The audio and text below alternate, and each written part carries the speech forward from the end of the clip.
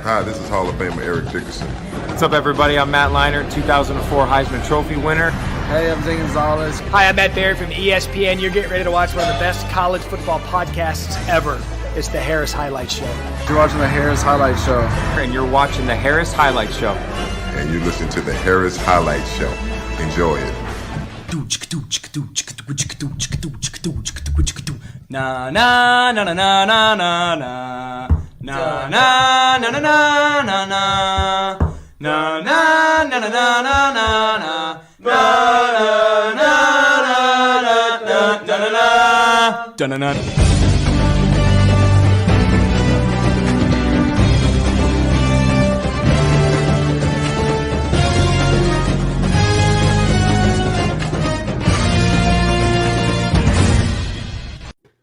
Coming to you live from the Chateau in beautiful Monrovia, California.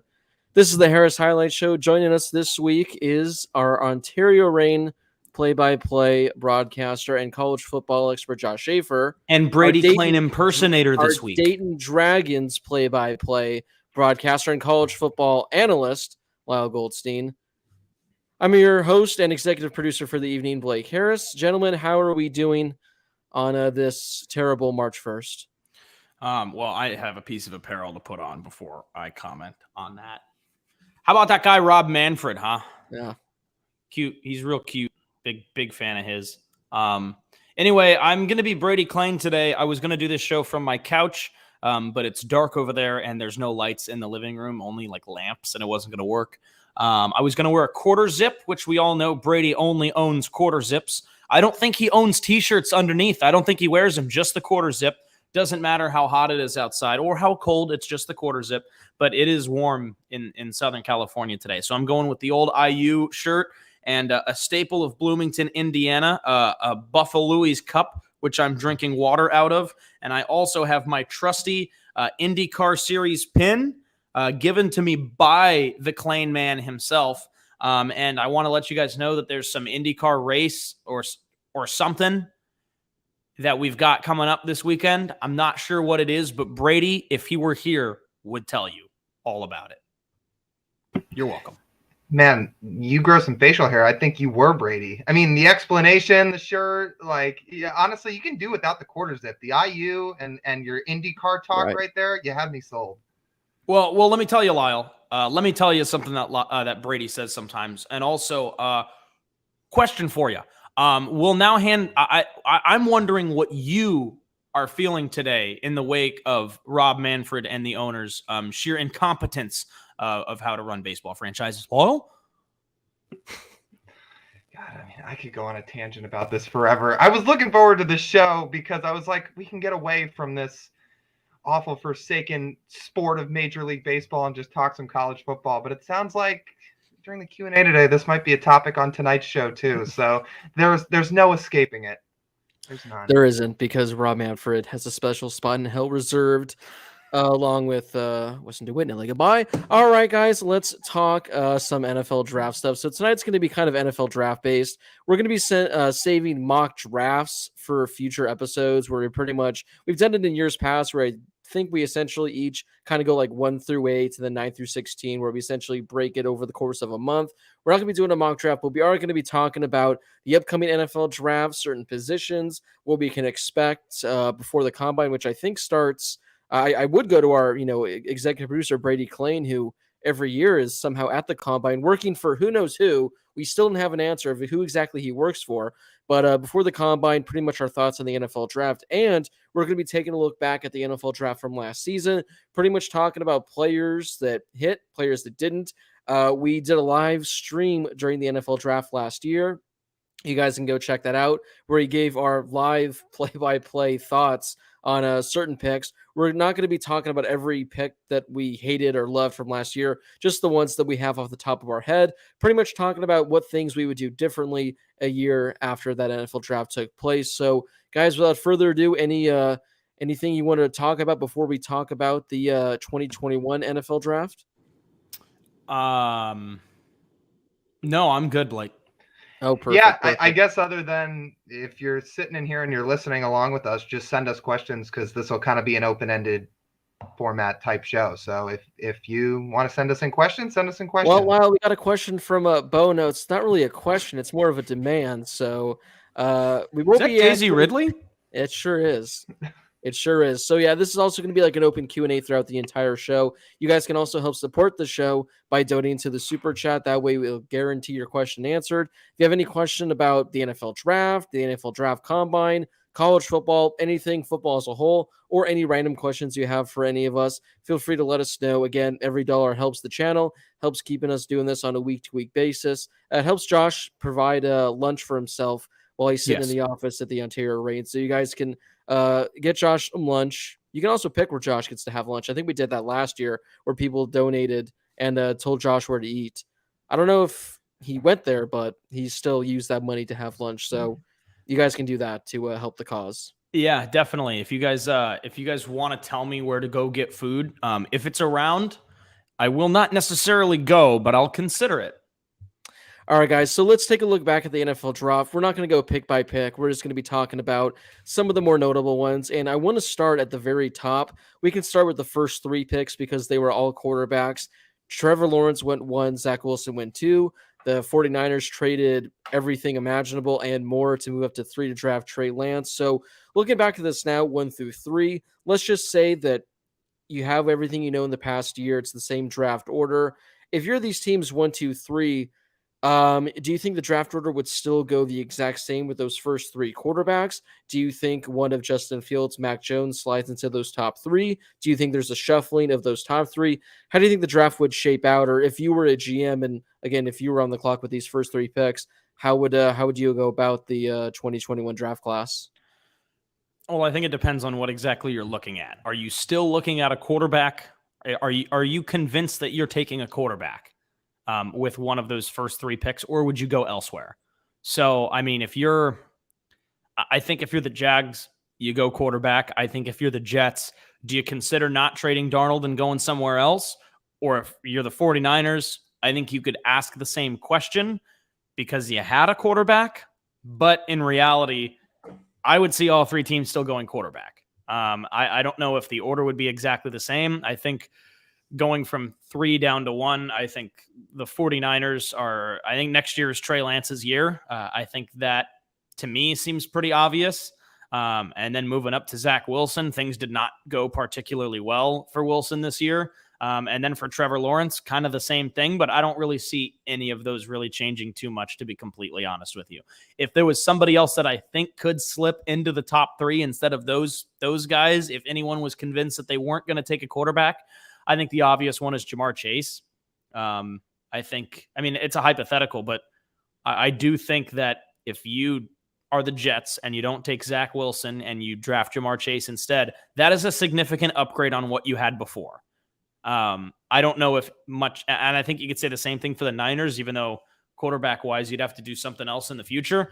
I don't see the Jags going anywhere else. If I could go back and redo those 3 picks, I would see the Jags still taking Trevor Lawrence first overall. if we're basing it just off 1 year, Mac Jones is probably in the top 3, because if you look at the rookie quarterback class through 1 year, he's probably QB1 to this point. He had the best system, but he's probably QB1. But other than that, I really don't think it changes that much. Maybe other than Chase getting drafted higher, because he's clearly like a top 5 receiver in the league, even as a rookie. But the thing about this quarterback class is, it was deemed to be all worldly before the draft. And I don't see any reason. I'm not saying all these guys pan out, but I don't see any reason why most of the, at least a couple of these guys won't be big successes. Like, it took Josh Allen till year 3. There's other quarterbacks where it just takes time. Like Lamar Jackson didn't have a great rookie year. He popped off in his second year. You just got to give these guys some time to develop, especially with teams that don't have much around them. Like, I'm pretty confident in saying that Trevor Lawrence is still going to be a really good NFL QB, and you saw flashes of it this year. He just had absolutely nothing around him, and there was things he had to adjust to playing in the NFL where the game's a lot faster. So, yeah, I don't think the Jags take anybody but Lawrence at 1. Maybe Jones goes higher than 15. But, yeah, I don't think it changes all that much. Yeah, looking at this, the funny thing is that Davis Mills was actually 3rd in passing yards and 2nd in passing touchdowns among all these quarterbacks. He was like not awful either. Like, he had some good that's games. the thing. Yeah, he was pretty good. I mean, the thing is, like, Mac Jones was, I guess, the best of this bunch, even though he wasn't like, otherworldly. When you want, like, he's a perfect quarterback for the Patriots. He's a perfect quarterback for when you have the lead. But if you need your team to come from behind, I don't think Mac Jones is the guy you want. Yeah, like Lyle said, I mean, this quarterback class was expected to be one of the best that we've seen in recent memory. And for the most part, it was just, again, underwhelming across all sides. I guess Trey Lance is like the only exception where we only, I think, saw him in 2 games total. So we don't really know exactly how he's going to look. But in regards to this quarterback class, guys, we'll go with, like, I guess the top 6. Just Davis Mills showed that he's a pretty decent NFL quarterback just from his rookie season. So from those 6 quarterbacks, again, this isn't necessarily going based on the NFL draft order, but if you had to rank them like 1 through 6 based on if you're starting a franchise today, these are the guys you'd want leading your team. How would you rank those 1 through 6? We could actually go 1 through 7 and add one Ian Book to the list, but I think we all know where exactly he would fall down. No thanks. 1. 1. Yeah. Probably. I don't know if I'm moving Lawrence from 1. I think he's going to be. I think he's going to be the best of the bunch at by the time all these guys are done with their NFL careers. I think I'm still putting Lawrence up there. I'm interested to see what Trey Lance does. If I had to rank them, I don't know if I'm going to give you a legitimate ranking here. I would guess that for me, Trey Lance is going to be right around the middle.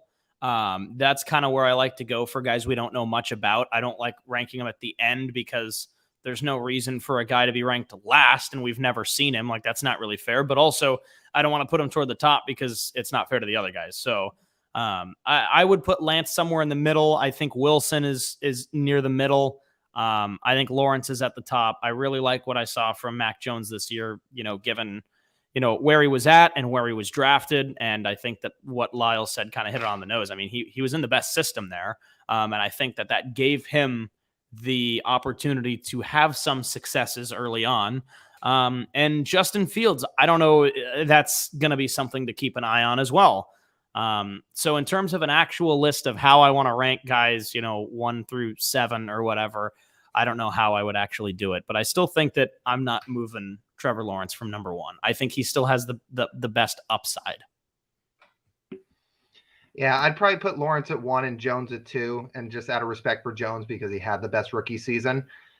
I'd probably put Fields and Lance in just about the same category. Lance probably has the better chance to succeed just because from what we know right now, he has a significantly better play caller. And his ceiling might be up there with Lawrence's with Shanahan as a play caller, to be honest. And I kind of had my takes about Kyle Shanahan halfway through the season, or maybe even 3/4 of the way through the season, because I kind of started to say that guy does a lot of losing and seems to drop a lot of games for somebody that's labeled as a wonder kid. Like, he made the 1 Super Bowl, but they had a bunch of losing seasons after that. But then they turned it around, and now you look at him and say he's made 2 of 3 NFC title games, and the narrative's a little different. Along with that, he's been an offensive genius forever, and he knows how to develop quarterbacks. So and he hasn't really had a running quarterback in the past the way Lance is. So between that and his ability to throw it downfield, I mean, Lance's ceiling is up there, maybe toward the top of this rookie class. And I'd say the same thing with Fields, honestly, now that, Matt Nagy's not calling his plays anymore. And maybe they can get him some decent help in the offseason. But yeah, I'd probably put Lance and Fields right in the middle. And then I guess that leaves Zach Wilson and Davis Mills in that third tier. Yeah, I mean, it seems like, it's tough to put Mac Jones at 1 just because he did have the best season, but he's just, I don't know, he's just boring. His ceiling's not that high. I don't think he's ever a guy that can be like a top 10 quarterback. He'll always hover around kind of like the middle tier where he'll never be like one of the 10 worst quarterbacks, but he'll never be one of the 10 best. He'll be right around there. Trevor Lawrence, again, you want to think that based on everything that's happened in his career with high school, college, all he's done has been the best, but he looked bad. But then again, how much of that was because of Urban Meyer? When your wide receiver 1 is Marvin Jones, I don't really know how well you can succeed. Trey Lance is the most intriguing just because we didn't really see it as much. His upside is insane. I mean, people have said he has like the best, strongest arm pretty much almost in the entire NFL. His rushing upside and being in that 49er system. But again, we haven't seen it. So if I had to rank these, I'd go Trevor Lawrence at 1, Trey Lance at 2.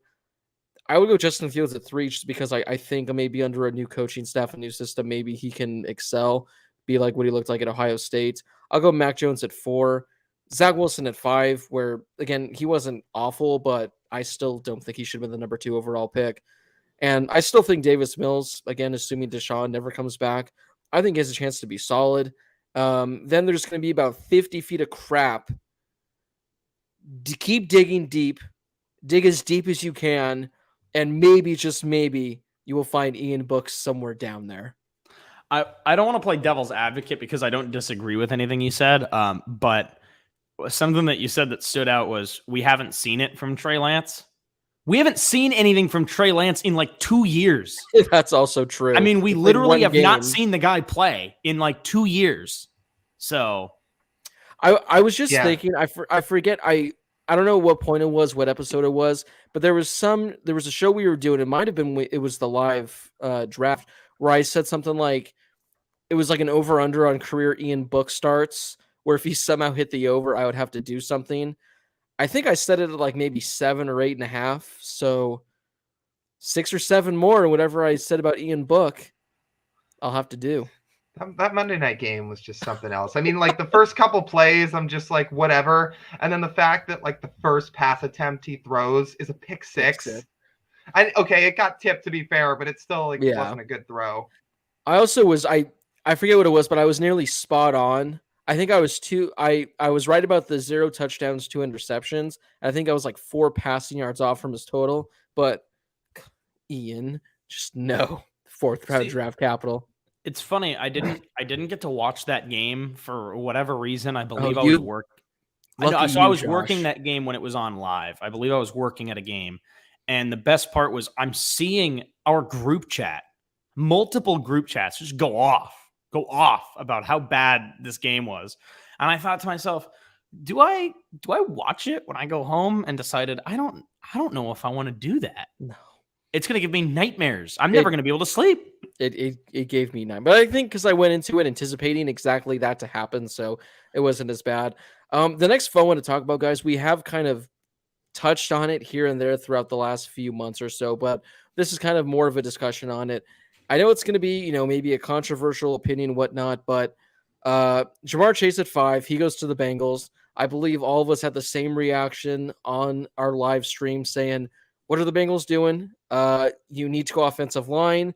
They had the worst offensive line in football 2 years ago. If you watched any Bengals playoff game this year, especially the Super Bowl, that offensive line, Joe Burrow, the fact that he didn't tear his other ACL or something worse is a miracle of science in itself.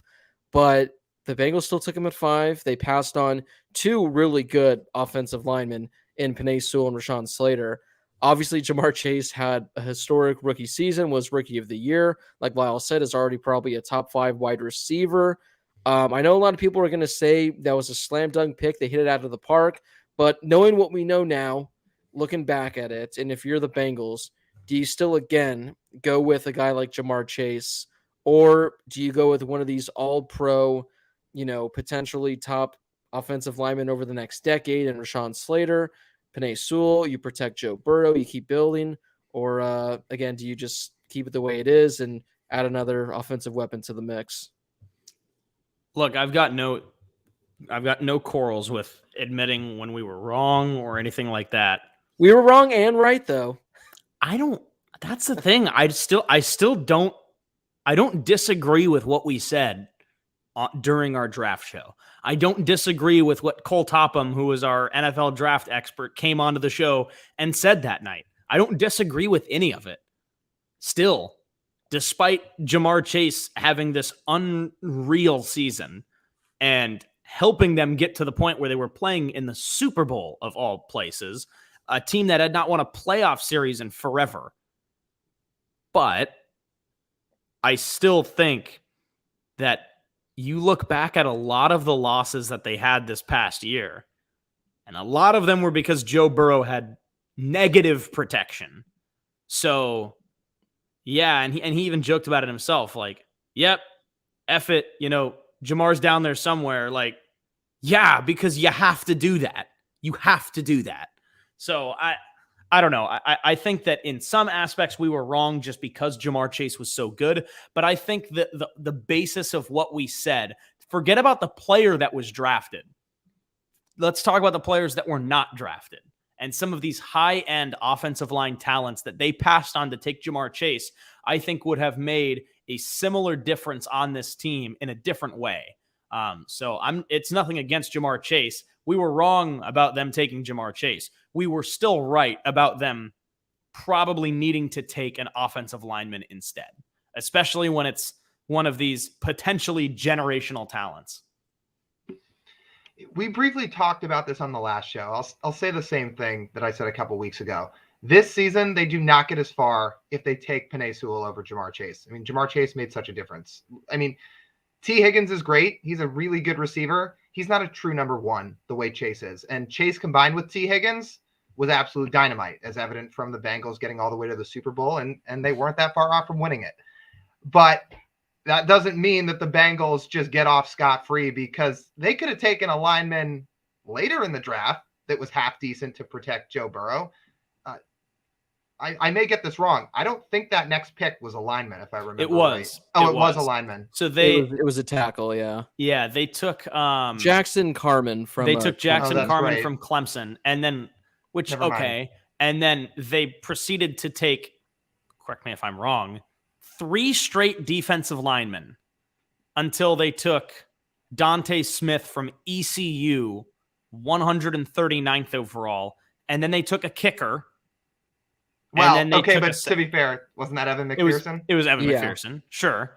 Mr. Unstoppable is what I call him. But with all the picks they had, I mean, they took a heck of a lot of defensive linemen for needing to take off. They took, I mean, I could be wrong, but I'm scrolling through the picks here. I'm pretty sure that they took 4 defensive linemen in this draft.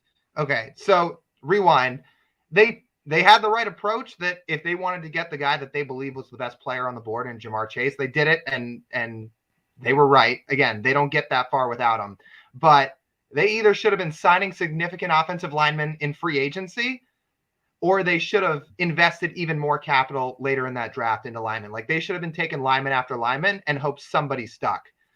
Yeah. So look, because this upcoming draft, the downside to making the Super Bowl, if a such thing exists, is you're going to be picking really late in the first round. So the Charles Crosses and the Evan Neals, they're going to be gone.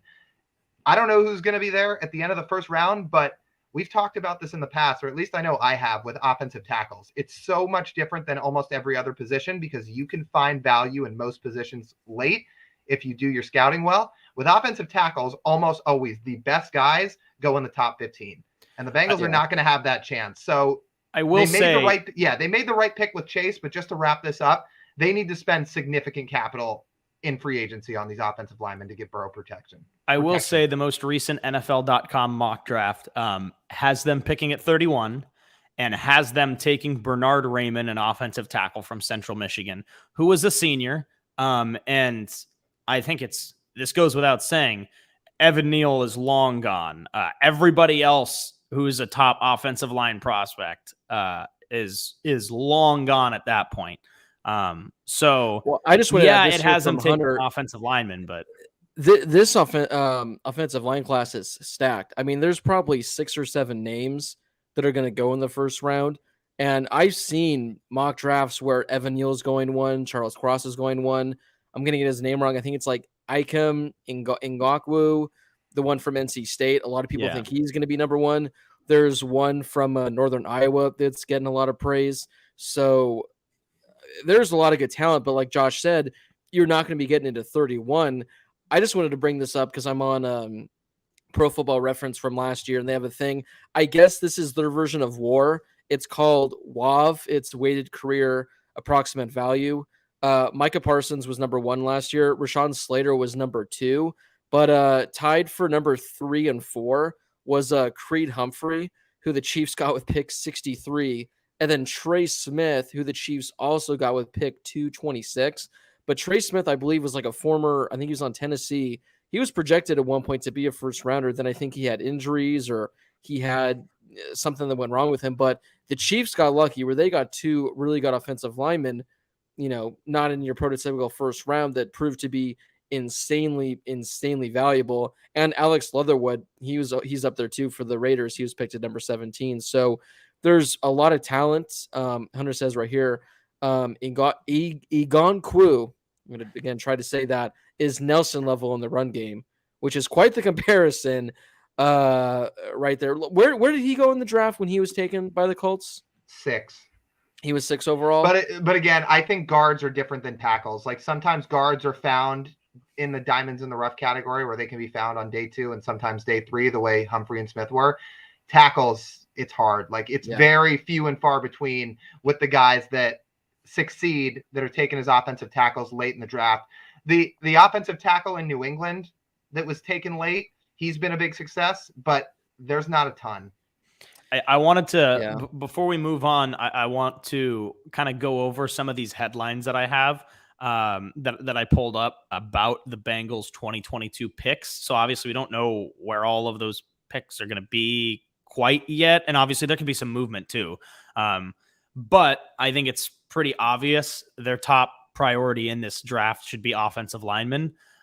So I want to read some of these headlines for you. The most recent headline is that Mel Kiper has them passing on an offensive lineman in the first round.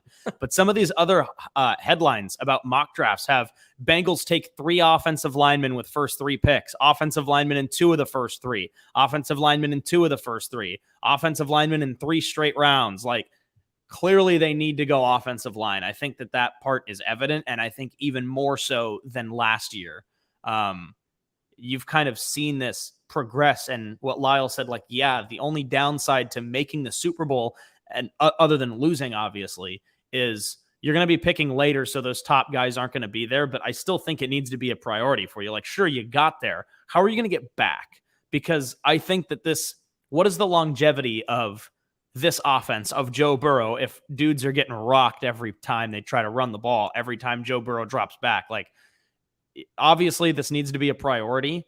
And it's gotten to the point where how much longer are you willing to wait to build a really good offensive line around a generational quarterback? Well, it's like what Lyle said like a week or something ago. They need to take an Angels approach with this draft and just go offensive line with every pick. Whoever's available in free agency, go with it. One final thing I want to add is that Jamar Chase, the Bengals wouldn't have gotten to the Super Bowl without Jamar Chase. The Bengals would have won the Super Bowl had they had Rashawn Slater, I think, instead of Jamar Chase. If you were to swap them for that one game? For the one game, I think they win the Super Bowl because, especially in that second half, I don't think the Rams had any sacks in the first half, if I'm not mistaken. Maybe they had one. I believe they had one. I think it was the second half because I think they finished the game with like 7 or 8. I mean, it just seemed like Burrow had no time. So, and I said this on our immediate show that we did right after the Super Bowl, and when that drive is going on, I'm leaning forward and my hands were shaking a little bit and I'm nervous watching it, but that's just because of where we were at in the game. I was not concerned about the defense. Yeah, because I knew mean, that I knew that they were going to make play. a stop. I thought the only way that they lose this game is if somebody takes a bad penalty or somebody makes a bad mistake. Like, I did not think the Bengals were going to beat them on that last drive. It was somebody's going to make a mistake or someone's going to take a dumb penalty. Or if Zach Taylor just has Joe Mixon in the game instead of Samaje Perine for whatever reason. That too. So who knows? We'll have to wait and see. We do have a super chat though from our main man Connor. What's up, guys? When you get to the end of the draft, would love your thoughts on Bateman and Owe, since I don't think you streamed the full first round, which is true. I think we stopped streaming after about pick 20 or pick 21. If we even got that far, we were like 2 hours in. Yeah, so it was probably right around the late teens, early 20s. So we definitely didn't get to both. I'll start with Rashad Bateman, who we saw kind of a small sample size with last year, where I think for the most part, everyone can agree. I think Rashad Bateman was like a top 2 to 3 wide receiver in a lot of people's kind of like mocks and their rankings. It's just the fact that he went to the Ravens. A lot of people were kind of low on him. I think he played in he missed a good chunk of the season, so I think he only played in like 6, 7, 8 games. When he played, I thought he looked pretty damn good. I think he had that stretch to close the season where he was pretty much non-existent. So I love the talent for Rashad Bateman. I think he's going to be great, especially considering he only has to be like the number 3 option behind Mark Andrews and Hollywood Brown. So I think Bateman for the most part, and I'm trying to see who. So Elijah Moore was taken after him. I think Elijah Moore is probably going to end up being a little better. But when you look at the rest of the wide receivers, aside from Amon-Ra St. Brown, who somehow fell to the 4th round, the wide receivers after Bateman are kind of gross when you look at the next 3 rounds. So I like the Bateman pick. And Owe, I mean, I think for the most part, I have to dive into the stats a little more. But I think if you take Micah Parsons out of the equation, I think Owe would have been up there in consideration for Defensive Player of the Year or rookie Defensive Player of the Year. It seemed like every game I watched in regards to the Ravens, he was involved a lot. The broadcasters were hyping him up a lot. So I thought that was a great pick. And let's see, they took him, I think, right at the end of the 20s. I don't know exactly what pick it was. Pick number 31. So overall, I thought the Ravens had a pretty damn good 1 and 2 in that first round last year. Yeah, and it's kind of a blessing when you do have, even if they're later picks, it's a blessing when you have kind of those back-to-back picks. So when they went in and took Bateman, and I think I said this last year too, I like Bateman. He seems like he could be a pretty versatile guy for that offense too. And again, we talked a little bit about the Ravens before. Like, there were so many injuries on the offensive side of the ball with skill players specifically, and I think all of that's going to come together a little bit more in the future, in which case, like, I think that he could be really good. But then when you also take Owe into it, he was one of those defensive ends that I don't think people were paying too much attention to just because of some of the other defensive players that were projected to go higher than him in the draft. So you're right. And we didn't get a chance to talk about those picks live, but there were some defensive ends that got picked ahead of him. Like, Kwity Paye went like 5 picks ahead of him, I think. And then there was somebody else too. And Rousseau went ahead of him too. I think there were 2 or 3 defensive ends that went ahead of Owe in the draft. So I like the back-to-back picks, and I think that those are 2 that maybe people don't pay too much attention to just because of some of the other guys that went off this year as rookies. So I think it'll be something that'll benefit the Ravens in the long run. Yeah, really quickly. So he appeared in 15 games, only made 2 starts, 5 sacks, 5 tackles. Well, I guess all of them were tackles for loss, 15 quarterback hits, 3 forced fumbles, pass deflection, 2 fumble recoveries, 33 combined tackles as a whole. And again, he only started 2 games.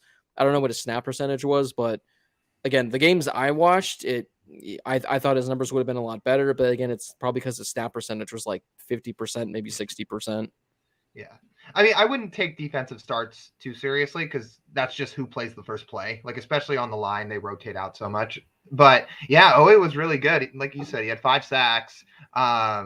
He made an impact on their pass rush, and that's a good spot for him. Like, the Ravens churn out some of those front 4 guys. Like, and they have a lot of good players, and they've had a lot of good guys in the past. He seems like he's going to be another. And then Bateman too, like people loved him coming out of college. And let's not forget, he started the year with an injury. He missed the first few weeks of the season and had to play with that all year long. So let's see what he does with a full healthy offseason and almost a full year of experience under his belt. I know the Ravens don't throw the ball a ton and they're a really run heavy offense, but I mean, he should be able to make an impact on that Ravens offense, especially with Hollywood Brown finally coming into his own a little bit this year. That should take some pressure off Bateman if Brown has another good season next year. And didn't Owe have like that play to seal the win against the Chiefs? They had that 1-point win. Didn't he have like a forced fumble or like a deflected pass or something that he might have? Was it like, yeah? I think he might have like that Sunday Night Football game. Yeah, because he was like named Player of the Week. I pulled up his stats. Like, so he was named Player of the Week once last year, and I'm pretty sure that game was when he got Player of the Week. Like, I think he had a couple of tackles, like a sack, and then like a forced fumble or something. Hunter says right here, New Orleans drafted. So it was Peyton Turner, who I had to look up his stats from this past season because the dude was non-existent. 12 tackles, 1 sack. I still remember going the hell are the Saints doing with this pick. Also, Connor says, yeah, he forced and recovered the fumble in regards to that one. So, yeah, I forgot that was the Saints' first rounder this year. Oh, God.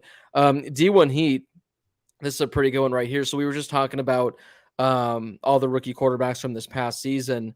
So the way he says this, what rookie quarterback in 2021 do you think gets a ring? But we can kind of rephrase this. Out of all the rookie quarterbacks that we just mentioned, and yes, we can still discuss Ian Book, which one of them do you think is going to be the first one to get a ring? Because when you have 5-6 quarterbacks in general, likely I think maybe a few of them might end up with the ring. But out of all those guys, who do you think has the best chance to get one first? I say, unfortunately, not to because of him, but because I'm a Rams fan. But I think the highest odds to be the first one would be Trey Lance. Again, we say we haven't seen him play really. We also haven't really seen him play in 2 years. But assuming he steps in and does kind of what is expected, or at least lives up to half of the hype around him in San Francisco, I think Trey Lance not only has a better play caller than any of these other quarterbacks. Not only does he have more weapons around him offensively, but he also just has a much better he's on a much better team on both sides of the ball than I think many of these other guys are. So I think realistically, I think the Cardinals will be around. I obviously think the Rams are still going to be really good. Seahawks will win the Super Bowl next year, Lyle. I wanted a reaction, but he didn't really give one. But anyway, I think that if I had to pick one guy to compete for a Super Bowl before anybody else, I think it would have to be Trey Lance. Well, I was going to say the reason he didn't get a reaction from Lyle is because he knows that Russell Wilson will not be there, so he knows the Seahawks will not be competing for a Super Bowl. Isn't that right, Lyle? Yeah, I will bet my life he will be. Like, God, I get so tired of seeing PFF and ESPN make up these non-stories about him. Like, I swear it's like I can't promise he's going to re-sign in 2 years when his contract's up, but that is the most overblown story I've ever seen in the last 2 years. Like, people will juice anything to make content out of that, I swear. Like, there hasn't been any rumblings like that he's really going anywhere this offseason, especially. It was more last year. But yeah. They have some work to do, the Seahawks. I'm with Josh. I think it's going to be Trey Lance, if anybody. I mean, the 49ers might have the most loaded roster in the NFL, and the Rams are right there with them. I mean, it's probably the Rams, but if you were to have like a slightly off the cuff take and you're not going to say LA, like San Francisco's roster is so loaded on both sides. And now that they're going to have a quarterback that presumably is anything more than Jimmy G, like, this is a team that barely lost in the NFC title game. Like, they're right there. I don't see any reason, barring a bunch of injuries, that they're not going to be right in competition again next year. And if Trey Lance is, again, anything better than Jimmy G, which should be hard. Yeah, especially if you give him some time. I mean, the ball's in his court. I think that's the easy pick. I mean, that's the crazy thing is the 49ers, I don't know the name of the safety or cornerback, whoever it was, but in that game against the Rams. It's Tart. Yeah, if he comes Jarquisi down with that Tart. interception, again, a lot can still happen, but I believe the Rams ended up scoring on that drive. It would have put the Niners like on, not at midfield, but close to midfield. They might get a field goal or a touchdown or something. They might go to the Super Bowl and they might beat the Bengals. So had it not been for that drop pick, Jimmy G might be a Super Bowl winning quarterback who's been to 2 of the last 3 Super Bowls, who is a guy that is worthy of being cut. So yeah, if Trey Lance, which like Lyle said, which again shouldn't be hard, if he even, it's going to be tough because with the amount of draft capital that the Niners gave up for him being the number 3 overall pick, it's tough for him to live up to those expectations. But again, just with his arm talent, with his rushing ability, I think Trey Lance makes the most sense. But if you were to take the 49ers out of the equation, because that is an easy answer, who's number 2? Because I'm struggling with this one. The Mac Jones. The Saints with Ian Book as a backup. Like, yeah, Mac Jones with the Patriots, that I guess is probably your next best bet, because I don't know if I see the Jags, the Jets, the Bears. Yeah, I mean, I'm not gonna sit here and say the Jags are gonna win the Super Bowl next year, but I mean, nobody thought the Bengals were much of anything before this year. True. And Trevor Lawrence is that type of talent. So I'm not saying they go 0 to 100 the way Cincinnati did, but if you have faith in Lawrence, which you should, and I still think he's going to be a phenomenal QB, I would take Lawrence. Yeah, makes sense. Again, especially now that Urban's gone, but again, and that. And Doug, look, and this gets forgotten about because he was out of the league last year, but Doug Peterson's a good coach, and he's a really good play caller, so that should help Lawrence. Just please gets Marvin Jones cannot be your wide receiver 1 next year. Just literally draft anyone.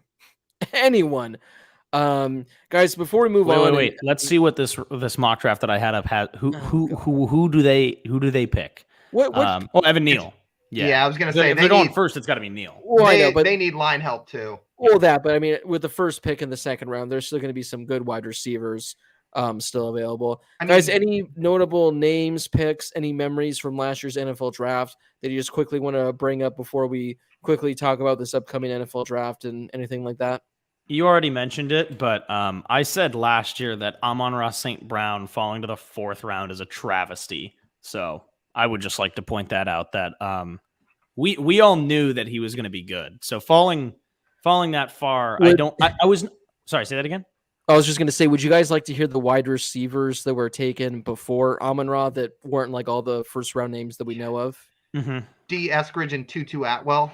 Oh, well, so you do have Rondale Moore, who showed some flashes, but then you got Dwayne Eskridge, Tutu Atwell, which might go down as the absolute worst back-to-back we ever see of wide receivers in the second round that make no sense.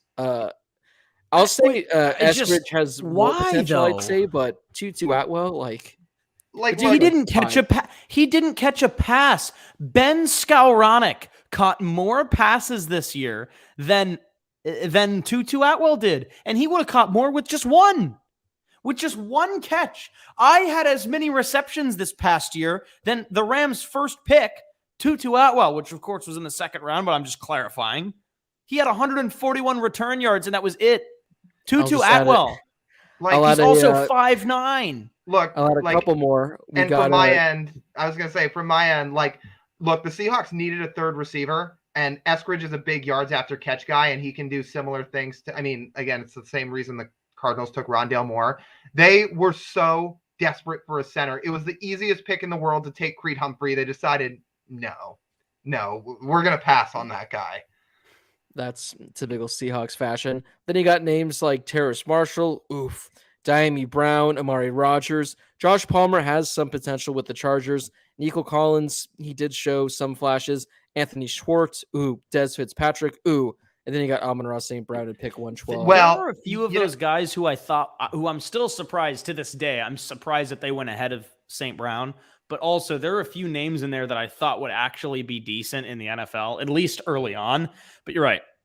I like Josh Palmer. Some of these North Carolina guys I thought would be better, but Amari Rogers I thought would have a better year or at least be involved more. But I don't know.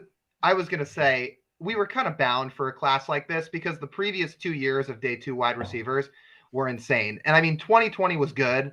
2019 was off the charts because 2019, it was the day 2 receivers were Debo, DK, AJ Brown, Deontay Johnson, Terry McLaurin, and then 2020 was Pittman, T. Higgins, Chase Claypool. Like there was like that's a loaded 2 years of day 2 wide receivers. So we were kind of bound for a year like this, I think. Yeah.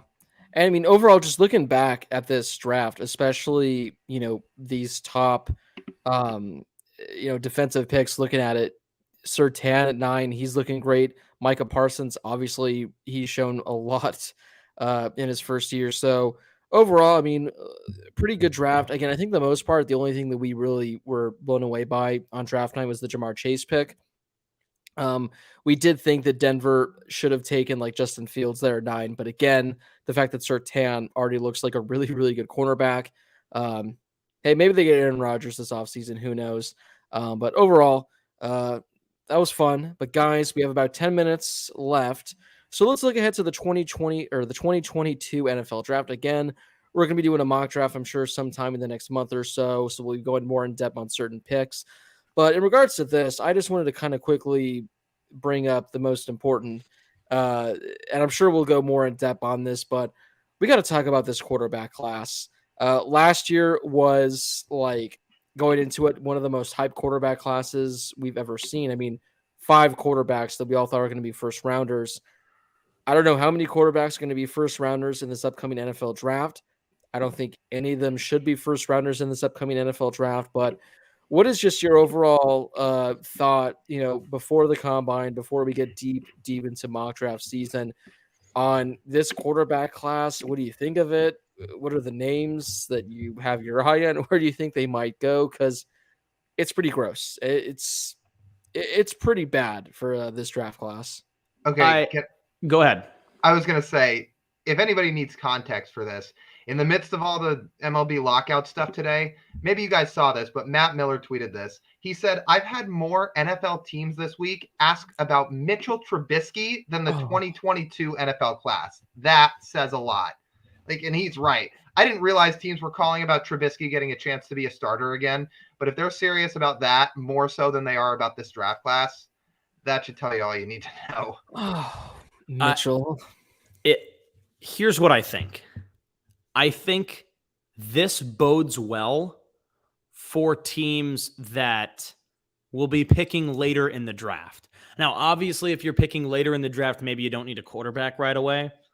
But I still think that the current state of the quarterback class and where people think some of these guys are going to go bodes well for the teams that won a bunch of games this year, because I think that allows them to take a quarterback later in the first round or later in the second round, that's somebody that's a decent talent, but is anywhere close to deserving of one of those top picks. Like that's the way that I'm looking at it. Like if you can get Kenny Pickett or Malik Willis or somebody like that later in the first round or in the second round, I think that's a steal, right?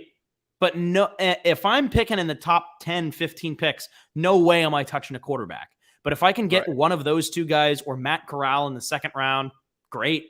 I think that's awesome. And I think that if you're a team that won a lot of games, like where are the Steelers picking? Like the Steelers should be. I think they're like right 15, at 20 or so. I think.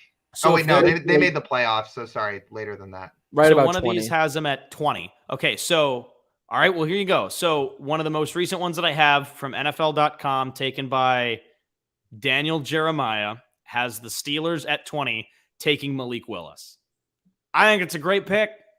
If anybody else ahead of him is taking a quarterback, then maybe the thing it's for not the a good Steelers pick. is no matter who they take, it's an upgrade over Mason Rudolph. I will say that. So yes. they're the one lone exception in regards to that front. Yeah.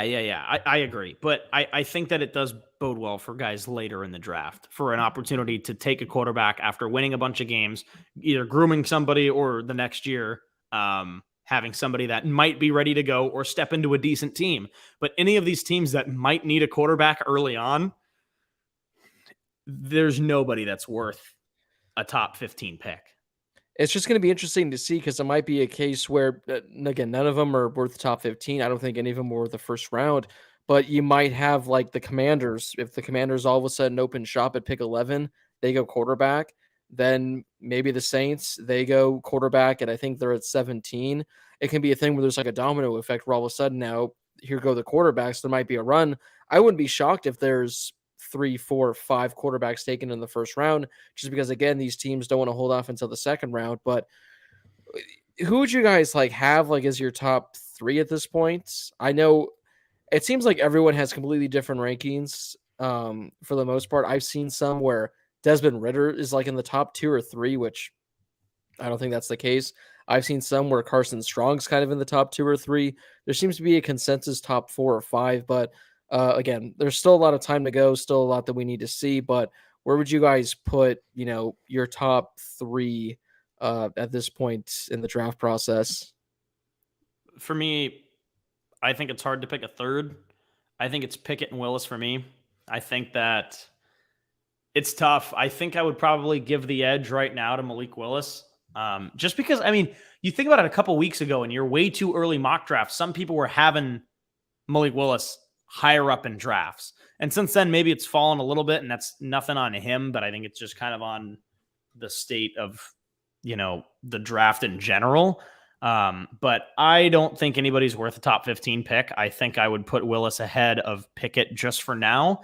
And if I were to pick a third, I like Matt Corral. I think he's exciting. He's a Southern California guy. Like, he's fun to watch. I've mentioned this before. My roommate likes to watch Ole Miss, so I've watched a lot of him this year.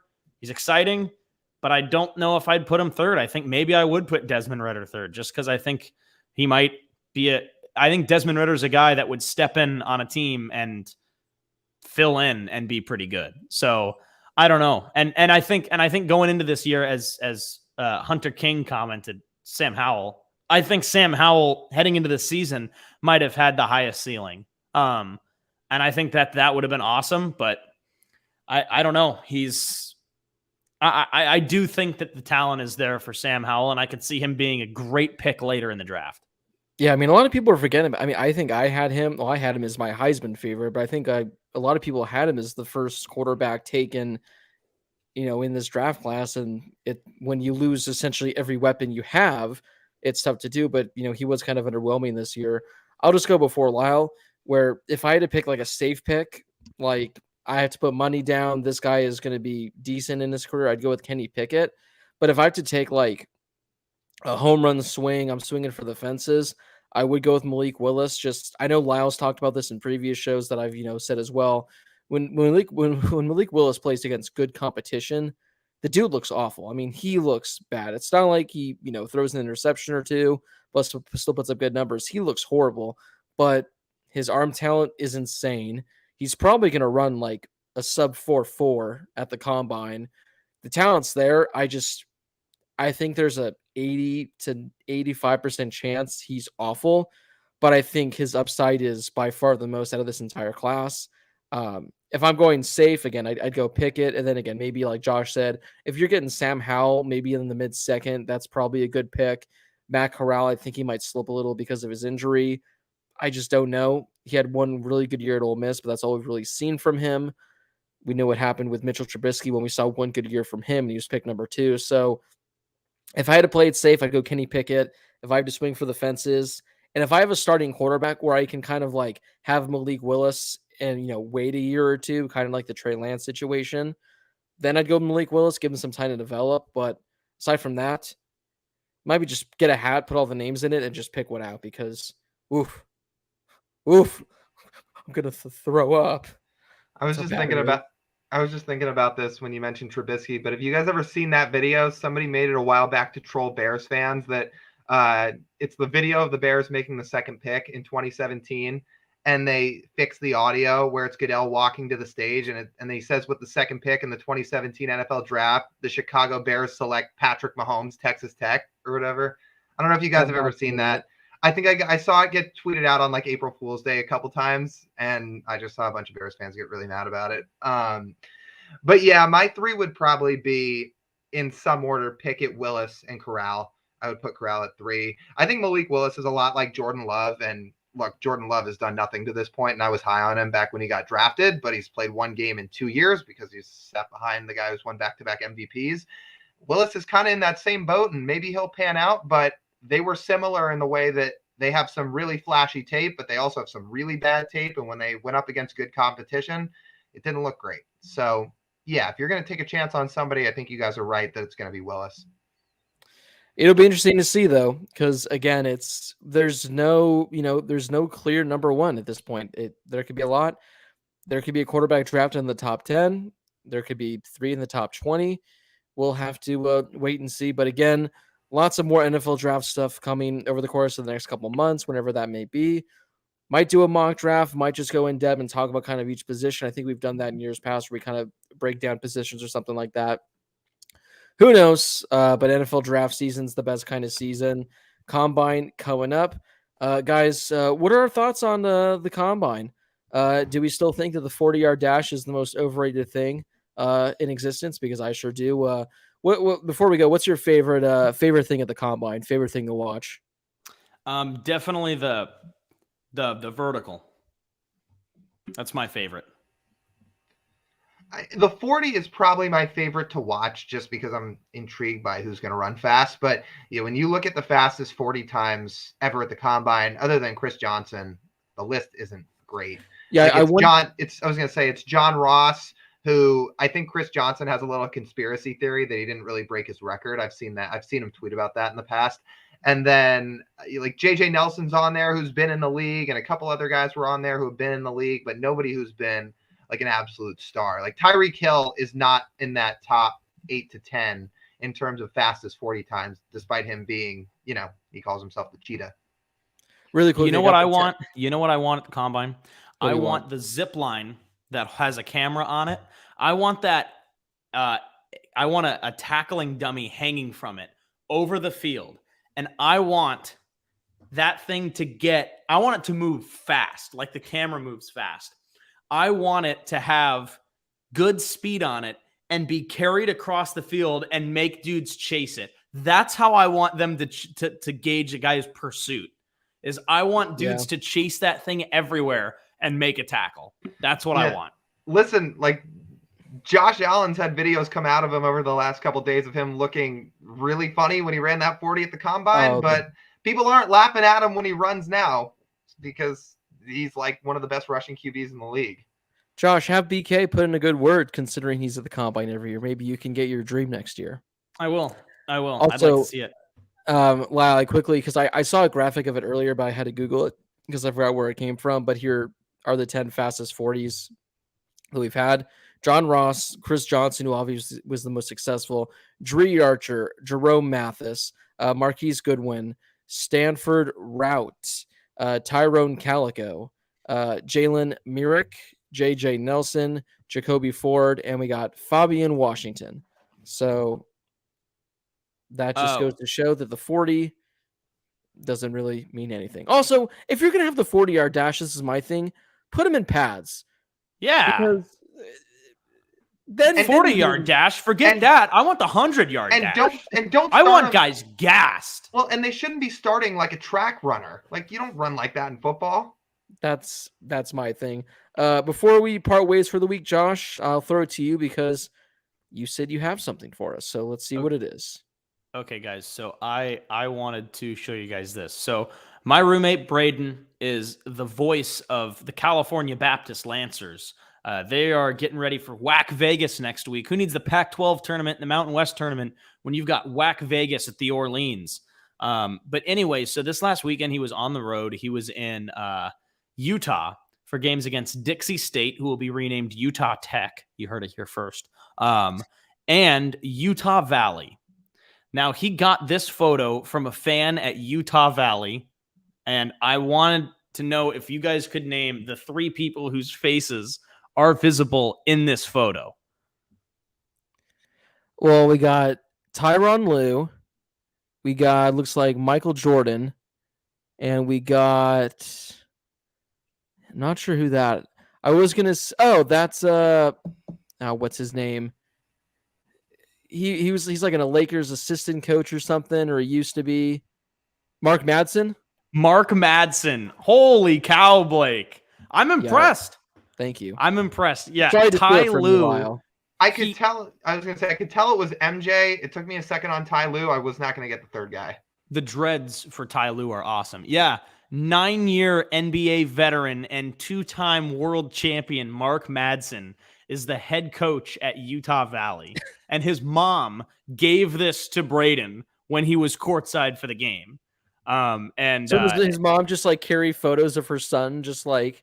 I didn't ask, apparently, but yeah, apparently she's a lovely woman. And Mark, former first-round pick from Stanford, by the way. Yeah, obviously the best thing about him is probably this highlight of him dunking over Ty Lue and Michael Jordan. But also the videos of and I forgot that these existed, or maybe I just didn't realize that it was Mark Madsen or whatever. But Braden pulled up the videos of him dancing. That's how I know of him, because of those videos. Incredible videos. If you haven't seen them, I highly recommend. It is incredible. He also like gave a speech when he was just obliterated, and so he gave a speech because I believe he went on like a Mormon mission trip, and he like started speaking in Spanish at the parade, and like the crowd was going nuts. And then the best part about it is one time they start playing music and Shaq is like pacing back and forth, getting the crowd like all like crazy and all that. And then Shaq starts rapping and is like doing a full like concert on stage. And Mark Madsen's just in the corner. Like, I mean, it is worth 10 minutes of your night to go watch this. So is the photo not even signed? It's just a photo? No, it's just a photo of Mark Madsen dunking over Ty Lue and Michael Jordan. Hey, the more you know. And I sent this photo, Utah Valley. And when Braden showed me this the other night when he got home from Utah, I immediately sent the photo to my dad, and I said, name 3 people in this photo. And he said Ty Lue first. He said Ty Lue, Michael Jordan, and the Mad Dog. God. So there you have it. Mark Madsen making an appearance on this week's show. Again, guys, any parting words before we head out for the week? Lyle might have a few for Bobby Manfred. Bobby Man. I'm trying to simmer down off that. It's gonna be hard. I might not, but at least for the sake of being on air, I'm trying to simmer down. Fair enough, Lyle. Screw Rob Manfred. But hey, at least now we're going to get it. Whenever we get baseball, we'll have a 12-team postseason. So the Mariners' chances are going up just a little. Going up just a little. You can check these things off for the Mariners. In the last 20 years, they couldn't get into the playoffs with 4 teams in their division, 5-team wild card. And now will they be able to get in with 6 teams in a wild card? We'll see. Stay tuned for more. Hey, well, at least the Kraken are good. Lyle, I also wanted to congratulate you now that it has been announced, the voice of the Dayton Dragons. Congratulations. Thanks, buddy. I appreciate it. Yeah, I'm excited. I get out there in about 2 weeks. The season starts a little over a month from now. If you didn't know, and your Twitter feed hasn't been blown up with it today, like probably most of ours have, the minor league season is still going despite Major League Baseball being in a lockout. So yes, we'll still be going. Yes. And the best part is baseball.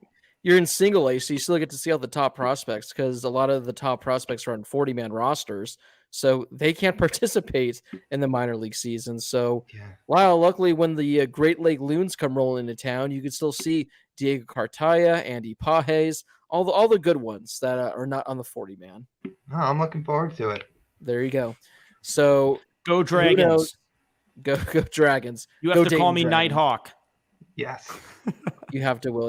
All right, guys. Well, that wraps up another fun show. Unfortunately, short round, his notifications failed him. So you missed a great show, short round. You missed a great show. Go back and check it out. Again, stay tuned for future NFL draft stuff, mock drafts, rankings, all that fun stuff. Who knows when it's going to be coming? We'll have to wait and see, and stay tuned for our Brady Klein impersonator. Go Hoosiers and Boilermakers, maybe. The man who's going to be on the news for killing Rob Manfred, Lyle Goldstein.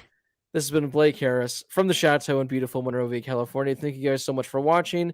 Follow us on Twitter for more information. We'll see you in a future episode, whenever that may be. But if not, you stay classy and go to a Utah Valley game if you want to be handed a photo of Ryan Madsen dunking on Tyler, or Mark Madsen dunking on Ty Lue and Michael Jordan. Stay safe. Have a good one.